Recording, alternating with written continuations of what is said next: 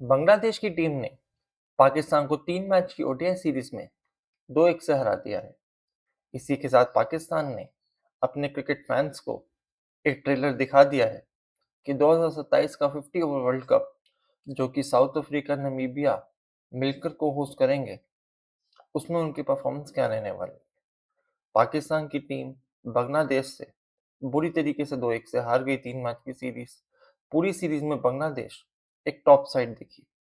कहने को तो according to ICC ODI rankings Pakistan की टीम छठे नंबर पर है और बांग्लादेश 10वें नंबर पर। लेकिन जो खेल बांग्लादेश ने दिखाया, ऐसा लगा कि शायद पाकिस्तान 10वें नंबर की टीम है और बांग्लादेश छठे नंबर की। पूरी सीरीज में वो पाकिस्तान पर हावी रहे। पूरी सीरीज में ऐसा कहीं नहीं लगा कि पाकिस्तान की टीम यहाँ खेलने आई है। ऐसा लगा कि शायद जबरदस्ती उनके क्रिकेट बोर्ड ने एक सीरीज रखी जिसे खेलने के लिए उनकी टीम आई है। पहले मैच में बांग्लादेश ने पाकिस्तान को आउट क्लास कर दिया। उन्हें सिर्फ 114 रन पर समेट दिया और 115 रन के मामूली टारगेट को उन्होंने 16 ओवर में चेस करके खत्म कर दिया। दूसरे ओडीआई में पाकिस्तान ने वापसी करते हुए बांग्लादेश को 100 रनों से भी ऊपर के मार्जिन से हरा दिया। लेकिन तीसरे ही मैच में back to the basic Pakistan की टीम फिर हार गई। हालांकि एक क्लोज मैच हुआ, लेकिन एंड रिजल्ट यही था कि पाकिस्तान सीरीज 2-1 से हार गई। कोई पाकिस्तान के कप्तान शाहिन शाह अफरीदी से पूछे कि आपने कभी सुना है कि 3 मैच की ओडीआई सीरीज में आप 6 प्लेयर्स का डेब्यू करा दें। आपने ऊपर ओपनर मास सदाकत का डेब्यू कराया, उसके बाद 3 नंबर पर शामिल हुसैन का डेब्यू आपने कराया। उसके बाद तीसरे और आखिरी मैच में जब सीरीज ऑन द लाइन थी और आपका मस्ट विन गेम था वो, उसमें आपने गाजी गोरी का भी डेब्यू करा दिया।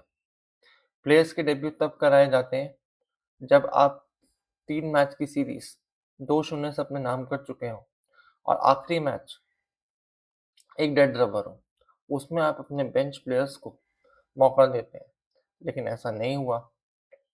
उन्होंने नए प्लेयर्स को डेब्यू कराए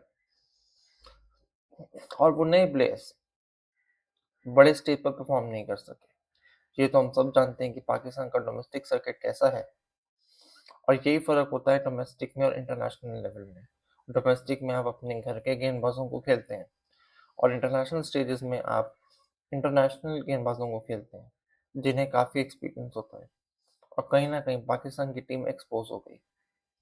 लेकिन भले से ही बांग्लादेश ये सीरीज़ 2-1 से जीत गई, लेकिन इस सीरीज़ में स्पोर्ट्समैन स्पिरिट हार गई। स्पोर्ट्स आपको हमेशा करीब लाने का काम करता है, लेकिन इस सीरीज़ में स्पोर्ट्समैन स्पिरिट कहीं नज़र नहीं आई। दूसरे मैच में सलमान अली आगा का जो कंट्रोवर्शियल डिसमिसल हुआ, उससे स्पोर्ट्समैन स्पिरिट मर गई। ये वही पाकिस्तान की टीम है जिनके क्रिकेट बोर्ड ने बांग्लादेश का स्टैंस लिया था in the ICC men's T20 world cup 2026, जब बांग्लादेश ने वर्ल्ड कप खेलने से बॉयकॉट कर दिया था। और उनका बॉयकॉट करने का रीज़न यही था कि उनके प्लेयर्स इंडिया में सेफ नहीं है। उसके बाद स्कॉटलैंड ग्रुप सी में ऐड हो गई, लेकिन फिर पाकिस्तान क्रिकेट बोर्ड बीच में आया और उसने बांग्लादेश का केस लड़ा। हालांकि अगर आप देखें तो पाकिस्तान का कोई केस नहीं बनता था। As per the SOP Pakistan के सभी मैचेस श्रीलंका में होने थे और अगर वो फाइनल और सेमीफाइनल के लिए क्वालिफाई करते तो भी उनके मैचेस श्रीलंका में ही होते। लेकिन पाकिस्तान का क्रिकेट बोर्ड बीच में आया और उन्होंने बांग्लादेश का स्टैंड लिया। उन्होंने यह ऐलान कर दिया कि पाकिस्तान की टीम वर्ल्ड कप तो खेलेगी, लेकिन इंडिया से होने वाला मैच वो बॉयकॉट कर देंगे। फिर आईसीसी को बीच में आना पड़ा and with successful talks Pakistan की टीम भारत से खेलने के लिए मान गई, लेकिन सर्टेन कंडीशंस के ऊपर। उनकी पहली कंडीशन ये थी कि बांग्लादेश ने जो वर्ल्ड कप बॉयकॉट किया है, इस पर उन पर कोई पेनल्टी नहीं लगेगी। और दूसरा, इन फ्यूचर बांग्लादेश को पूरे राइट्स होंगे किसी आईसीसी टूर्नामेंट को होस्ट करने के। ये तो हम सब जानते हैं कि 2021 का जो 50 ओवर वर्ल्ड कप होना है, वो इंडिया और बांग्लादेश ने मिलकर होस्ट करना है।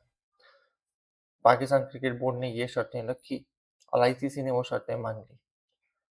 लेकिन जब अब पाकिस्तान यहाँ खेलने आया, मेहंदी हसन मिराज ये सब भूल गए और उन्होंने जो आगा का कंट्रोवर्शियल डिसमिसल किया, उस पर उनके कप्तान लिटन दास ने साफ-साफ कह दिया कि it's the game of cricket. वो कोई चैरिटी मैच खेलने तो नहीं आए। तो जो जो उन्होंने किया, वो एज़ पर रूल्स तो ठीक था, but as per sportsman spirit वो बिल्कुल भी सही नहीं था। तो अब पाकिस्तान को ये समझ आ जाना चाहिए कि बांग्लादेश उनका कितना ही भाई है। It's up to India and Pakistan, they should resolve their differences and come together, at least on the field of cricket. अगर बात करें इस सीरीज़ की, तो पाकिस्तान ये सीरीज़ हार चुकी है और अगर वो इम्प्रूव नहीं करते, तो अ डे विल कम जब उन्हें क्वालीफायर्स खेलने पड़ेंगे। पाकिस्तान के लिए बहुत ज़रूरी है कि वो अपने क्रिकेट को पूरी तरह चेंज करें। उसमें सबसे पहले अपने डोमेस्टिक स्ट्रक्चर को चेंज करें और उसके बाद right person for the right job लेकर आएँ। अगर आप पूरी सीरीज़ देखें, तो गेंदबाज़ी में शाहिन अफरीदी कप्तान है, लेकिन उनकी कोई परफॉर्मेंसेज़ नहीं है। अबरार अहमद, जो द 100 में जिन्हें काव्या मनन ने साइन किया है, जिसकी वजह से वो बैक क्लैश भी फेस कर रही हैं, उनकी कोई परफॉर्मेंस नहीं है। मोहम्मद वसीम जो परफॉर्म कर रहे थे, उन्हें बाहर बिठा दिया। फ़हीम अशरफ की कोई परफॉर्मेंस नहीं है। अगर आप ऊपर बैटिंग में आ जाएँ, तो शायद सादात फरहान, जिन्होंने वर्ल्ड कप में अच्छे रन्स बनाए थे, वो इस सीरीज़ में फ्लैट हो गए। उनके कोई रन्स नहीं आए। सीनियर प्लेयर मोहम्मद रिजवान, जो ये क्लेम करते हैं कि वो इंडिया के मैचेस नहीं देखते, वो पूरी सीरीज़ में फ्लॉप रहे। तो अगर पाकिस्तान का ऐसा ही हाल रहा, तो अ डे विल कम जब पाकिस्तान की क्रिकेट पूरी तरह खत्म हो जाएगी एंड शायद पाकिस्तान क्वालिफाइंग राउंड्स खेल रही होगी to qualify for an ICC event.